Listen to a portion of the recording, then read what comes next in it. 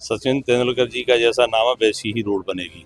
और इस सचिन तेंदुलकर मार्ग को हमने 90 से 100 के करोड़ करीबन जो राशि खर्च होगी वो स्मार्ट सिटी की निधि से वो रोड बनाया जाएगा। सर कब तक स्मार्ट सिटी बहुत जल्दी इस पे काम प्रारंभ करेंगे। स्वीकृति देने के उपरांत अब पर चर्चा में सहमति बन चुकी है और बहुत जल्दी अच्छा शानदार रोड बनेगा हमारे एजी ऑफिस पुल तक।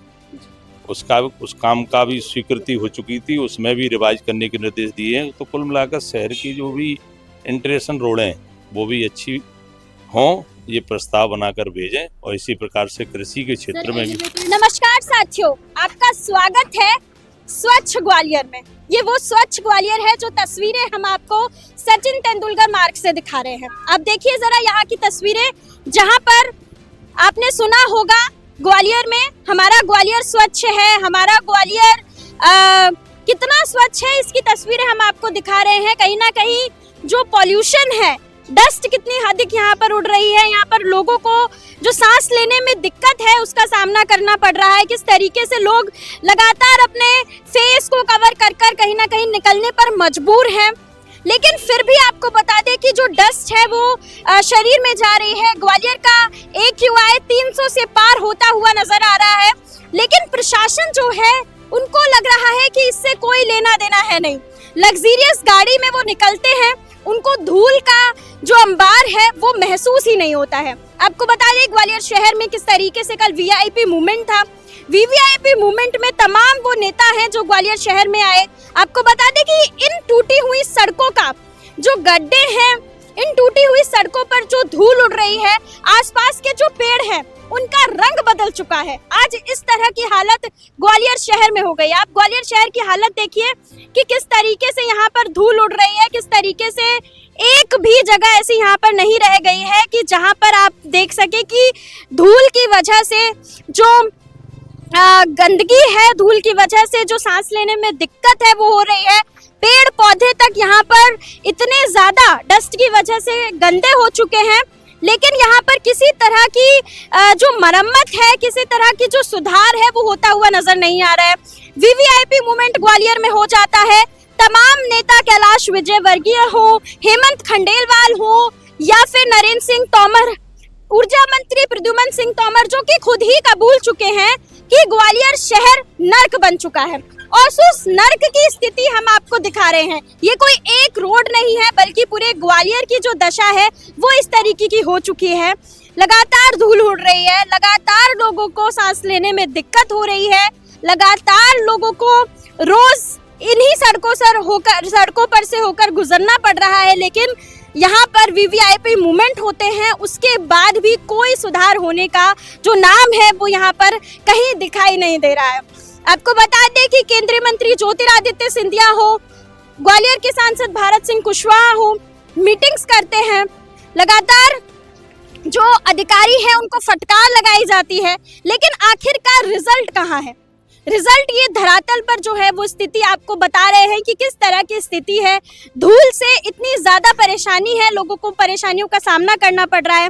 आम जनता इतनी ज्यादा दुखी हो चुकी है कि उनको समझ ही नहीं आ रहा है कि ग्वालियर शहर में आगे आने वाले समय में आखिरकार किस तरीके से सरवाइव किया जाएगा।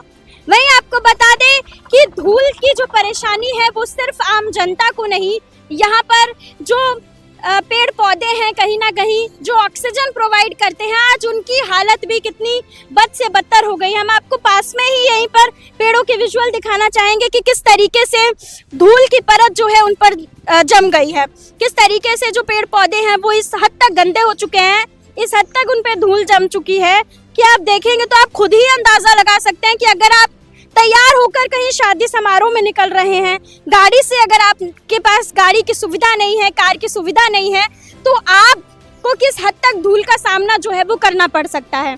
यहाँ पर आपको बता दें कि बुजुर्ग लोग हैं, कहीं ना कहीं अस्थमा की लोगों को प्रॉब्लम होती है, सांस लेने में दिक्कत होती है, उनके लिए जान पर बन ये ग्वालियर का प्रदूषण कहीं ना कहीं बनता हुआ नजर आ रहा है। आज ग्वालियर की जनता काफी त्रस्त है, लेकिन उन नेताओं को, उन अधिकारियों को लगता है कोई खासा मतलब ग्वालियर के इस बढ़ते प्रदूषण से लेना देना उनको नहीं नजर आ रहा है, क्योंकि उनके पास वो लग्जरियस गाड़ियां हैं। उन लग्जरियस गाड़ियों में पैक होकर लगातार निकल जाते हैं सड़कों से, उनको धूल भरी सड़कों का सामना नहीं करना पड़ता है। प्रभारी मंत्री, ग्वालियर के प्रभारी मंत्री हैं, लेकिन ग्वालियर की जो सड़कें हैं शायद उनको नजर नहीं आती है, या फिर ये कह लीजिए कि उन सड़कों से उनको ले जाया ही नहीं जाता है जहां पर इतने गहरे गड्ढे होते हैं, जहां पर तमाम लोग चोटिल हो जाते हैं, जहां पर लोगों की मृत्यु तक हो जाती है गड्ढे में। लेकिन यहाँ के जो आलाकमान नेता हैं उनको उनकी कानों पर जूं तक नहीं रेंगते हैं, लगातार मीटिंग करके चले जाते हैं। ऐसा लगता है कि कहीं ना कहीं मीटिंग के नाम पर फॉर्मेलिटी होती है। क्या कहना चाहेंगे ग्वालियर के विकास को लेकर, ग्वालियर के इस बढ़ते प्रदूषण को लेकर, हमें कमेंट सेक्शन में जरूर बताइएगा। सर, सचिन तेंदुलकर मार्ग, झांसी रोड, ये जगहें हैं जहां पर लगातार अब आपको एक खुशखबरी और देने जा रहा हूँ। चूँकि मैं स्मार्ट सिटी का अध्यक्ष हूँ और स्मार्ट सिटी के माध्यम से समीक्षा करने के उपरांत ऐसी स्थिति बनी कि सचिन तेंदुलकर मार्ग को हमने 90 से 100 के करोड़ करीबन जो राशि खर्च होगी वो स्मार्ट सिटी की निधि से वो रोड बनाया जाएगा। सर, तब तक स्मार्ट सिटी बहुत जल्दी इस पे काम प्रारंभ करेंगे। स्वीकृति देने के उपरांत अब पर चर्चा में सहमति बन चुकी है और बहुत जल्दी अच्छा शानदार रोड बनेगा। सचिन तेंदुलकर जी का जैसा नाम है वैसी ही रोड बनेगी।